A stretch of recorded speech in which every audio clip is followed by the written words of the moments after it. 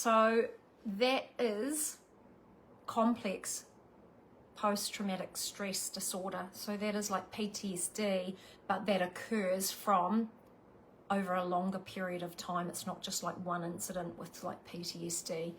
Hugely affect EBV. In fact, I've worked with quite a lot of people that have PTSD, and if you've watched the mini course, and I explain in video 5 about how I actually heal it, and as you go through the mini course, it talks about being stuck in sympathetic nervous system dominance.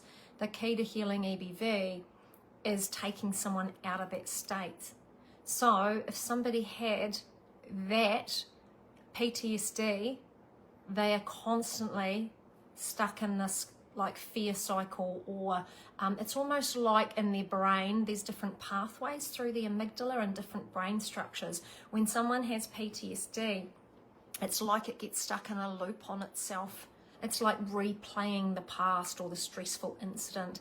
So with EBV uses our own stress responses to heighten itself, to build up over time. So that's the key to healing it. You would have to heal that issue, but with the CPTSD, you would have to know like what was, what occurred around it. You'd have to look at the situation and what it represents. So what's the trigger through the amygdala?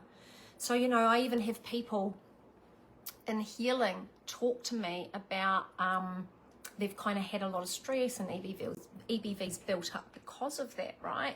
So what they'll do is they'll just try and release or step away from the stress in their life, and they'll go, I'll just kind of not work for a while. I'll create this kind of, peaceful haven that nothing will re-trigger my amygdala or re-trigger me into that fight or flight response.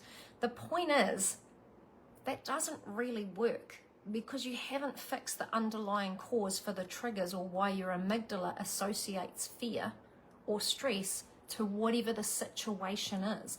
You actually have to reprogram those brain structures to hold almost like a different view on things. So this is what I do when I heal people. It's so much more than almost like just looking at EBV.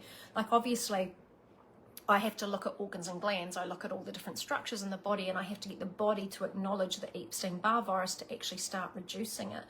But part and parcel of doing that is finding people's triggers. So if somebody was to eliminate their life and take away all these stressful events, this is why EBV is really hard to heal. You might reduce it because you get your body hopefully in a place where it can start to recover itself. But as soon as life happens again, you just replay the stress, and then it's the stress that builds up to allow EBV to build up. So it's really actually about looking at healing.